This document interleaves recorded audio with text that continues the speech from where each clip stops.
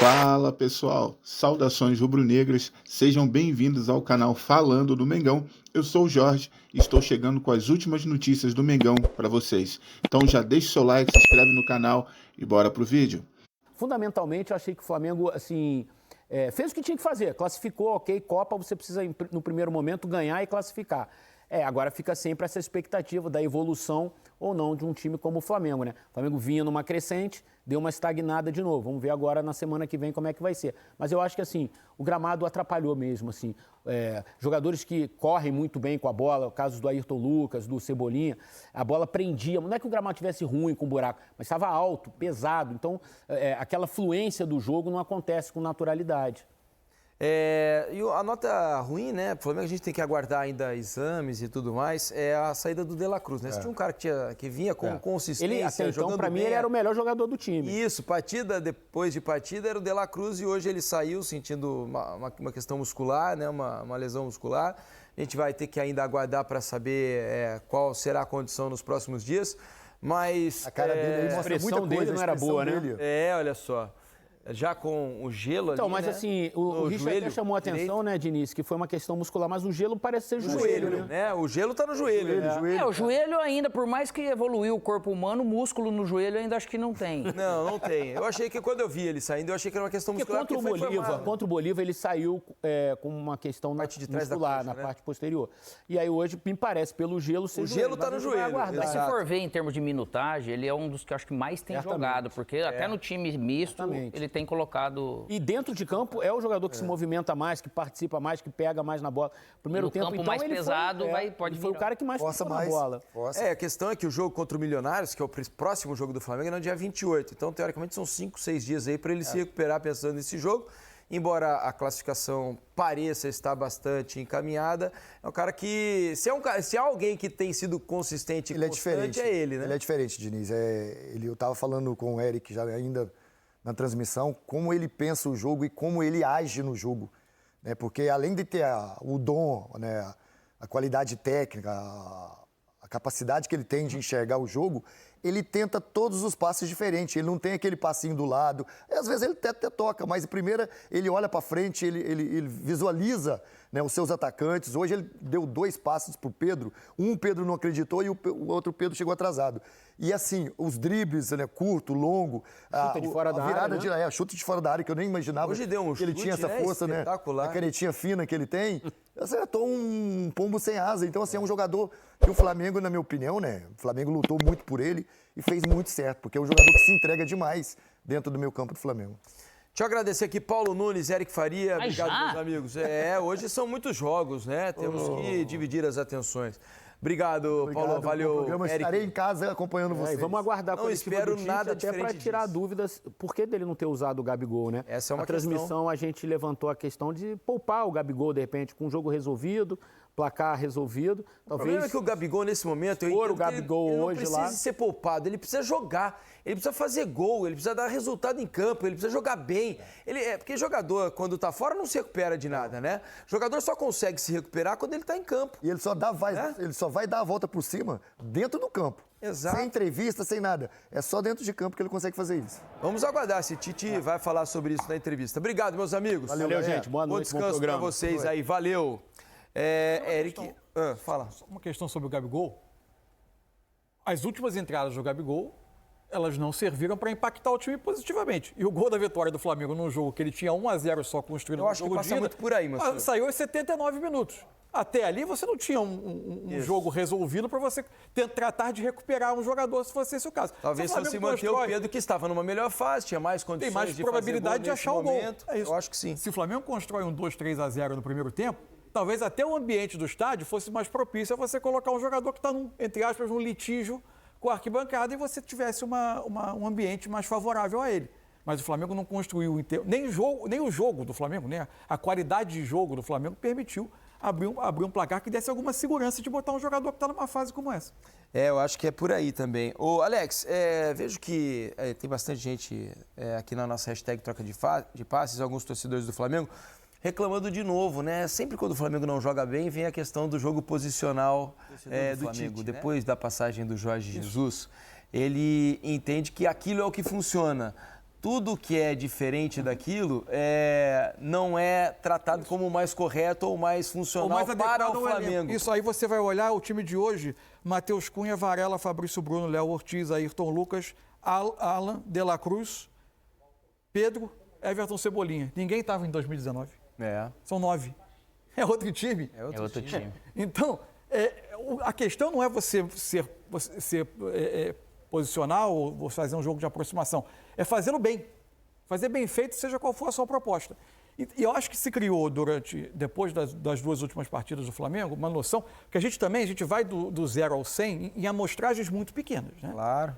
Se criou a sensação, bom, agora colocou o Gerson partindo do lado direito, tem mais um meio-campista, os jogadores vão se entender, vão conseguir se aproximar e o Flamengo vai fluir porque apertou um botãozinho que foi botar o Gerson ali. Só largar eles no campo e as coisas vão acontecer. Se você não tiver dinâmicas para esses jogadores se aproximarem, para ter ultrapassagem, para ter ocupação da área, para as distâncias entre os jogadores na hora dos passes serem menores, para quando o jogador recebe a bola, seja o De La Cruz tentando armar o jogo, ele ter jogadores vindo em apoio para ele poder fazer a tabela. Se o Arrascaeta, quando receber a bola, não for muito encaixotado entre zagueiros muito perto da área, ou quando ele estiver de frente, ter ataque à área para ele ter para quem dá a última bola. Faltando tudo isso, pode ser posicional, pode ser tentativa de aproximação, perfeito, que o jogo não vai andar. E o Flamengo hoje, descontado a questão do campo que atrasava o jogo, que tornava o jogo mais lento, o Flamengo não teve dinâmicas de aproximação, de combinação do time se associar para construir jogadas. E por isso o jogo do Flamengo voltou a ter os problemas que tinha quando tinha 2 pontas. Seja com o Gerson, seja com 2 pontas, voltou a ter o mesmo problema. Quando entra o Luiz Araújo, o Flamengo tinha finalizado 3 vezes no primeiro tempo inteiro.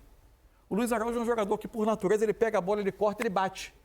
E aí já dá uma sensação de o jogo ter ganho uma energia nova. E hoje, e se a gente for ver, o Luiz Araújo já esteve nesse problema de ritmo escalado em alguns momentos. Hoje ele entrou, ele conseguiu alterar junto com o Vinha. E o jogo estava mais aberto também. Estava mais aberto. Agora tem um descanso, mas a atitude de fazer 10 isso... 10 minutos do Luiz Araújo em campo, ele deu 3 chutes a gol. Né? Então, por dentro, por fora, isso daí. Então, acho que já passa uma impressão diferente. O Vinha entrou bem, e quem fez uma boa partida, embora o Flamengo não tivesse coletivamente, já foi rapidamente defendido bem, quem individualmente fez uma partida muito boa, e isso é uma boa notícia, até pela negociação do Fabrício Bruno, foi o Léo Ortiz. Verdade. Nos duelos dele, ele foi muito bem. Notícia para vocês aqui que ainda não estão por dentro. Hoje o Flamengo encaminhou a venda do zagueiro Fabrício Bruno, né? Está indo para o West Ham, da Inglaterra. Os valores mais ou menos aí 13 milhões e meio de euros, né? Cerca de 83 milhões de reais. Ainda há uma cláusula, se o Fabrício Bruno jogar pelo menos 30 partidas na próxima temporada, o Flamengo ainda embolsa mais 1,5 milhão de euros de bônus. Então, nos próximos dias, o Fabrício Bruno deve se despedir do Flamengo. E aí, imagino que Léo Ortiz vai ganhar definitivamente uma vaga no time titular. E outra notícia importante aqui, sobre De La Cruz, ele teve um trauma no joelho direito. Trauma no joelho direito, será melhor avaliado amanhã. Tá legal? A famosa pancada no joelho. É isso aí, tomara que não seja nada mais grave. Hora algo um pouquinho surpreendente, né? Ok, hein? Uma venda, negociação para a Premier League com esse valor aos 28 anos. É verdade. Não é comum isso, foge ao padrão. Lembrando que o Flamengo pagou 15 milhões de reais ao Bragantino para contratar o Fabrício Bruno e está vendendo por praticamente 15 milhões de euros. Sob o ponto de vista de clubes que precisam da venda para fazer seu caixa e fechar a conta, pode até vir a ser boa notícia. Sob o ponto de vista do nosso campeonato, se o Fabrício Bruno chega, tem um desempenho de alto nível e eventualmente clubes europeus descobrem, perdão, não é desmerecer o jogador, não, é que ele não é o jogador promessa de jogador top como o Endrick, como Estevão, esse jogador. Se a Europa descobre que esse jogador médio ela pode também buscar no Brasil, já nesse estágio de carreira, numa idade já de auge de carreira, por um valor muito mais baixo que custaria dentro do mercado europeu, a gente pode começar a viver uma carnificina no mercado brasileiro. Que aí a gente passa a exportar um outro tipo de jogador que não andava saindo. E aí é um problema, né? Exatamente. Vamos aguardar para ver quais serão as consequências. Paulo César de Oliveira, agora sim, está aqui com a gente para conversar sobre as polêmicas dessa rodada. Primeiramente, né, como diria o outro, vamos fazer por partes, certo? O PC veio para comentar os possíveis erros ou acertos de arbitragem desse jogo do Flamengo. Tudo bem, PC? Boa noite. Tudo bem, Diniz? Boa noite para você, para o Mansur, para o Alex e para o pessoal que está em casa. Uma super quarta com 6 jogos. Rodada bastante agitada, aí, com bons jogos, com boas atuações também da arbitragem. E bons lances para a gente comentar, né, PC? Para a gente comentar e debater. Mas realmente uma noite bastante agitada então, de Copa do Brasil. Com um pênalti, um possível pênalti a favor do Flamengo. Aqui você já percebeu que a gente já deu uma leve debatida e há divergências de opiniões. Queremos ouvi-lo, PC, por favor. É importante, acho que sempre quando tem divergência é bom a gente analisar, avaliando alguns parâmetros, né? O que eu fui buscar, justamente porque eu tive dúvida, assim como você, no primeiro momento, se o contato tinha sido antes da defesa do Marcão. Quando vem essa imagem por trás do gol e você associa somente o contato, você fica assim com uma imagem de pênalti, mas eu vou deixar rodar e vou voltar na câmera 1 e vou pedir para a gente parar exatamente na câmera principal, no momento que o goleiro faz a defesa. Esse ângulo é bom também, que ajuda, mas vou pedir para a hora que a bola tocar no goleiro, para a gente parar a imagem. Por favor, pode seguir. Tem a ação do Pedro, o Pedro toca na bola e a hora que o goleiro fazer a ação da defesa, tá aí, ó, paramos aqui, ó. A ação do goleiro é uma ação de quem está fazendo a defesa. Ele faz a defesa, a bola bate na perna dele e com essa mesma perna ele continua o movimento e tem um contato com o Pedro. Esse contato, quando a gente vê por trás, parece que claramente foi para pegar o Pedro, aquela imagem por trás do gol. Mas a gente tem que avaliar por todos os ângulos. É uma ação que o goleiro está fazendo a defesa, a bola bate na perna dele, tem um contato com o Pedro, ele não tem um movimento adicional, ele não faz a defesa e depois faz um movimento adicional. Não, o Pedro toca a bola, ele sai para fazer, ainda está na ação de defesa, faz a defesa, a bola bate na perna dele e depois tem um contato, na minha avaliação, pós-defesa do goleiro, e aí um contato de quem já está na dividida sem movimento adicional, e na minha avaliação concordo com a decisão da arbitragem, para mim não houve um pênalti. É um lance que tem bastante debate, que tem divergência de opinião, mas novamente por esse ângulo, peço novamente para parar, a hora que a bola bater no goleiro, por favor, só podiam voltar um pouquinho antes, olha só. A bola bate no goleiro, pode seguir, a bola toca no goleiro. Na coxa do goleiro. Na coxa do goleiro. Ela bate, para mim, a dúvida é que ela bate na coxa de baixo e ele acerta com o pé de cima. Mas a pergunta que eu faço, né, para o nosso debate é se, paramos aqui, ó, se após essa ação de defesa dele, ele tem algum movimento adicional para tocar o Pedro ou é um movimento continuado? Eu acho que a perna direita dele é imprudente ainda. Não, a perna realmente é o contato. O chute da perna direita é forte no Pedro, me parece, assim. Não, que não pega nessa mesma perna a bola. Sim, mas vocês estão avaliando, e eu respeito, logicamente, a opinião de vocês, vocês estão presos, né, e avaliando somente o contato. Claro, não, porque o contato do goleiro primeiro na bola é claro. O contato no jogador do Flamengo, mas na minha avaliação, é um contato que vem ainda na mesma ação de quem fez a defesa, sem ter feito um movimento adicional. Para mim, é uma continuação do movimento uma continuação do movimento, faz a defesa, tem um contato com o Pedro, não é um movimento, não é uma ação. Quando você vem por esse ângulo de trás, olha só, até nesse ângulo mesmo, se a gente puder parar, olha só, bola toca, está na ação de defesa, está batendo na perna e aí tem um contato. Eu não posso dissociar esse contato da defesa que ele fez, por isso é um lance de interpretação fina, por isso que eu fico com a decisão da arbitragem, para mim não houve o pênalti. E nem teve muita reclamação no campo, né? O próprio Pedro depois levanta, vai lá, conversa com o goleiro, sente ali como um contato de disputa de bola, mas para mim o fato dele ter feito a defesa e continuar com o movimento sem ter tido uma ação adicional, por isso que eu tenho a interpretação de não pênalti, mas respeitando, logicamente, todas as outras opiniões. Só para fechar, PC, uma dúvida que eu fiquei aqui. Se ele tivesse dado pênalti no campo, era um lance para o VAR chamar? Para mim, não, porque está no campo da interpretação. É o tipo de jogada que está no campo da interpretação. Ele pode, assim como vocês, né, ter essa sensação de talvez de uma ação que é imprudente, que para mim não houve imprudência. E aí o VAR, logicamente, analisando a comunicação, aquilo que o Ramon Abate expressaria de comunicação, o VAR, na minha avaliação, é um lance para respeitar a decisão de campo, desde que o árbitro veja e tenha uma boa comunicação daquilo que ele está interpretando no campo de jogo. Maravilha. Vamos ao outro lance, então, que é o gol anulado do Amazonas, né? Uma disputa do Diogo Silva com o Matheus Cunha, o árbitro assinalou a falta no lance. É isso, a disputa do Diogo Silva, na sequência sobra a bola, o Sassá faz o gol, mas para mim uma boa decisão também do Ramon Abate, porque a ação do Diogo Silva com aquele braço direito, ele vai só no corpo do Matheus Cunha, o Abate ainda faz o delay, ele espera um pouquinho para ter essa possibilidade da avaliação do VAR, olha só, ele deixa a jogada concluída, está levando o apito à boca e essa hora você tem que esperar mesmo e na hora de checar, tentar buscar o som do apito, em que momento ele apitou, mas a ação com esse braço direito do Diogo Silva, olha só, é só no corpo, ainda toca no braço do Matheus Cunha, para mim e mesmo que não tivesse o braço, Paulo, não sei se você concorda, ele faz um movimento de salto em cima do goleiro. Ele não é aquele salto na bola. É isso, né? é isso. Mesmo que não tivesse o braço assim, ele vai e atrapalha o goleiro. A gente sempre fala a questão do impacto, e essa ação dele, com essa movimentação lateral em direção ao goleiro, tem um impacto sim na defesa do Matheus Cunha, e para mim falta... E gol bem anulado. Nem falo gol bem anulado, porque é a marcação da falta de ataque. Boa decisão do Ramon Abate. Paulo César de Oliveira volta daqui a pouquinho aqui no Troca de Passe para analisar outros lances de outros jogos. Hoje é por etapas, porque temos bastante o que conversar com o PC. Valeu, PC, até já, porque vamos agora ouvir Tite, o técnico do Flamengo, fala em entrevista coletiva e a gente acompanha. O grupo todos também. Ele externou o seu sentimento, ele passou para vocês aquilo que é, aquilo que foi. E só tem um caminho, é trabalho. A recuperação é através do trabalho. É no dia a dia, é na aplicação, é na sequência do trabalho, é das oportunidades que surgem. É todo esse processo que a gente busca de recuperação do atleta também. Todos são importantes, o Gabi é importante. Boa noite, Tite. Léo José, do Coluna do Fla. Agora o Flamengo acabou de publicar sobre o De La Cruz, né, que teve um problema no joelho.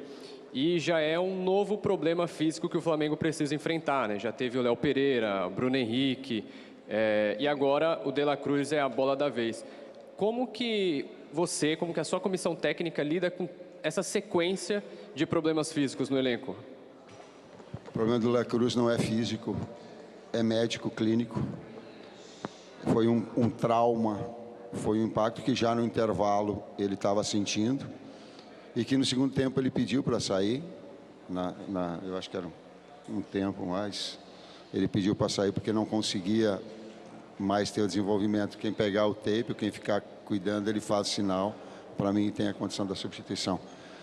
Jogos que são uma exigência física muito grande e a nossa função, departamento de fisiologia, físico, mas no caso clínico dele, da recuperação para tê-lo no próximo jogo. Boa noite, Matheus. Boa noite, Tite. Richard Souza, da TV Globo. Tite, eu lembro muito de você falando do Pedro, na época que você era técnico da Seleção Brasileira. Você levou o Pedro para uma Copa do Mundo. E agora que você está no dia a dia com o Pedro, queria que você falasse um pouco sobre esse momento dele, essa evolução que ele vem mostrando junto com a equipe. Mas assim, o futebol do Pedro cresceu demais nas últimas 3, 4 partidas. E ele hoje, mais uma vez, foi decisivo, mesmo quando o jogo pareceu mais complexo. Queria que você falasse um pouco sobre esse jogador.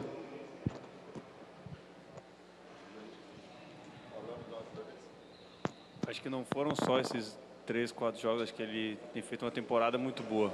E mesmo no momento que a equipe teve dificuldade, ele se manteve num nível bom. Isso é reflexo do trabalho, isso é reflexo do dia a dia dele, do dia a dia do elenco. A gente só vai gerar os frutos para colher dentro do campo se trabalhar sério, se trabalhar o dia a dia querendo evoluir, querendo ser melhor. E ele está colhendo hoje esses últimos jogos e na temporada também, acho que deve ter 18, 19 gols na temporada, tudo fruto do trabalho dele e do elenco.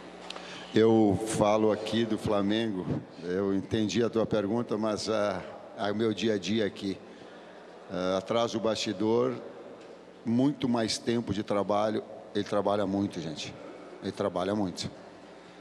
O aspecto finalização, o aspecto pivô, o aspecto físico melhorou, o Fábio pode falar, então é todo um processo que vem. Não quero me ir até outro lado, falar só do Flamengo, que é dessa situação, ele crescendo e tendo essa atenção nos diversos níveis de treinamento, nesse processo todo de evolução. Tite, Matheus, boa noite, parabéns pela classificação. Gostaria que vocês falassem a respeito do Igor Jesus, jogador que passou por um momento difícil, teve todo um cuidado da comissão técnica, até do próprio elenco, dos demais jogadores, em dar força para ele.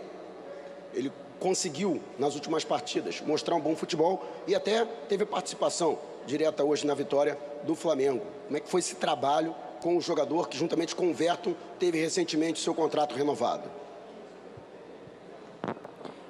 A gente acredita em todos os atletas. E a gente sabe que no futebol tu passa dias ruins e dias bons. A gente não pode hipervalorizar quando ele faz uma grande partida, como foi no início do ano, que a gente colocou ele para jogar. E a gente não pode achar que está tudo destruído quando ele tem uma sequência que ele está tendo dificuldade. E para isso que ele precisa dos companheiros, para isso que ele precisa da comissão técnica, do treinador, do apoio da diretoria. E a gente precisa do apoio da torcida também, para entender dessas variações que os atletas vão ter, porque todo mundo é ser humano. Às vezes o psicológico afeta, às vezes alguma coisa deu errado no início do jogo, afeta o atleta. Então a gente precisa de uma constância de trabalho e de acreditar e do apoio de todo mundo, porque todos os jogadores do elenco do Flamengo têm condições de estar jogando, têm condições de participar do elenco e têm condições de ajudar a gente nesse ano, que vai ser muito importante. O que a gente precisa é trabalho, da consciência dos momentos ruins, dos momentos bons e desenvolver todo o potencial deles. Eu sei que o meu estilo, por vezes, ele é identificado com alguns, porque eu falo do lado humano e eu gosto de falar do lado tático. Mas ele não, para outros, não atende aquilo que busca. Mas a tua pergunta ela é importante. A gente não solta o atleta que foi mal num jogo. A gente não descarta. Eu não sou técnico de pegar assim, descarta, tá ruim, tá fora. Não serve. Tá ruim, tá fora, não serve. Não é? E eu disse isso a ele. O Léo Ortiz entrou como volante no outro jogo e ele ficou preterido. E eu disse que um processo de confiança era um processo de treinamento e que tu ia retomar. E eu sei disso. E ele retomou esse processo, por isso que também, inclusive, o desempenho dele hoje. Boa noite, Tite. Boa noite, Matheus. Aqui atrás, Sidão Marinho da Litoral News. Mais uma vez, o Matheus Cunha foi o titular no gol do Flamengo. Queria perguntar se isso é uma ideia para a competição como um todo, de ter o Matheus como titular da Copa do Brasil e o Rossi das outras competições, ou foi uma oportunidade para agora? Se permite uma outra rapidinho, dá para dizer que hoje o Flamengo foi aquela equipe copeira que jogou com o regulamento debaixo do braço e conseguiu o resultado, ou você acha que é por outro caminho? Obrigado. Não, eu não acredito em jogar com o regulamento debaixo do braço. Eu, particularmente, não acredito. O que teve, nós tivemos dificuldade no primeiro tempo. E a gente ficou exposto ao contra-ataque, eu coloquei antes. E teve um ajuste, Varela mais para trás, Nico um pouco mais para frente, liberdade de Gerson. Né?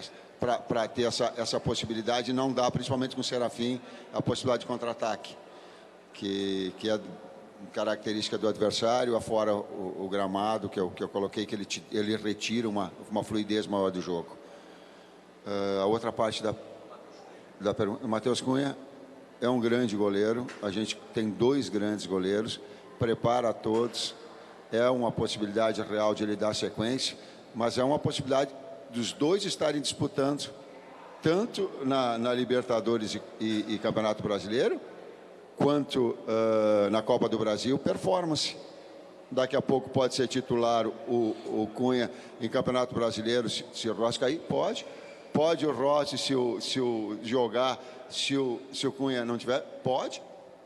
Eu fomento a qualidade dos dois. Agora, competição e desempenho é a parte deles. Vamos lá, gente. Última pergunta, que a gente já está com uma condição de barulho aqui que já não dá mais para seguir. Boa noite, professor Daniel Prestes, do Jornal A Crítica. Professor, o senhor já falou sobre a sua preferência pelo jogo de posição. Eu gostaria que o senhor elaborasse sobre a organização ofensiva da equipe para não deixar com que o time fique muito robotizado e que dê mais espaço para o lúdico, para o drible. Como é que é os desafios do seu time para poder fazer isso acontecer dentro de campo? Obrigado, professor.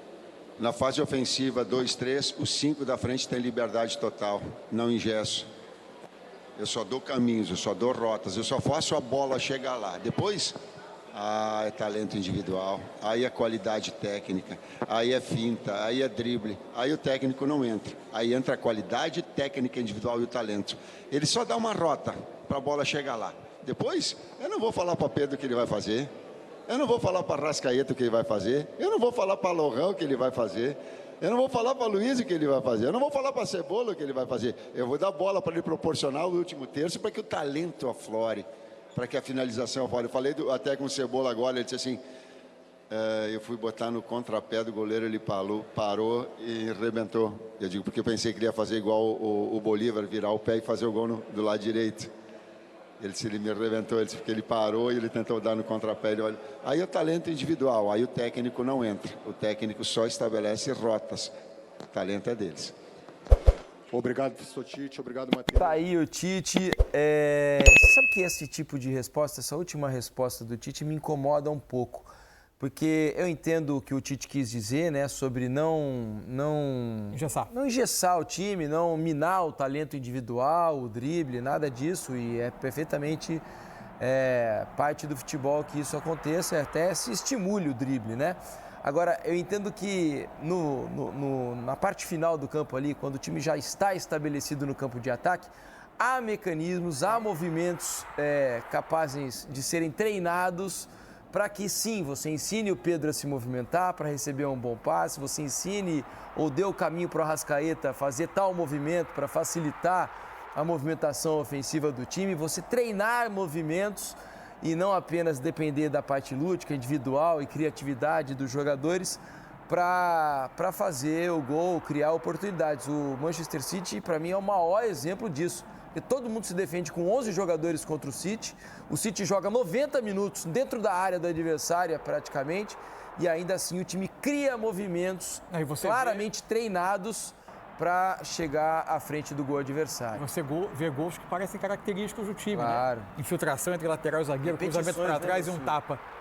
É o gol mais típico possível. Eu acho que as duas coisas podem coexistir. Claro. Eu acho que não é só o lúdico, só a movimentação e também não é só o jogador ter que repetir movimentos automatizados trabalhados em treino. Eu acho que os recursos, você tem que ampliar os recursos à disposição do jogador para que ele tenha uma tomada de decisão na hora com mais mecanismos na mão. Seja por uma questão de entendimento entre os jogadores, acho que também é preciso o treinador propiciar o entendimento entre os jogadores, aproximar jogadores talentosos para que eles criem entendimento e ter alguns movimentos trabalhados que facilitem encontrar espaço. Acho que as duas coisas podem andar juntas. Agora, só quem esteve no campo aqui é o Alex, profissionalmente, né? A gente fora não fez nenhum desses movimentos. Ô Alex, o que você pensa sobre isso? O que é possível fazer para melhorar a produção ofensiva do Flamengo? O Tite realmente ele não engessa. Isso sempre aconteceu. Falhou com ele, né? Só que realmente ele também, das vezes que eu trabalhei com ele não era ele que criava essas opções de movimentos em treinamento, né? Era falado pela característica e a gente ia jogando, se entrosando e deixando para essa liberdade. A liberdade sempre para a individualidade, porque tem movimentos que você vai fazer combinado, que naturalmente você combina, mas você não combina com o adversário, né? E você precisa ter opções de que nessa circunstância eu ter 2, 3, 4 opções que eu possa fazer esse tipo de movimento para aquela característica de jogador naquele momento.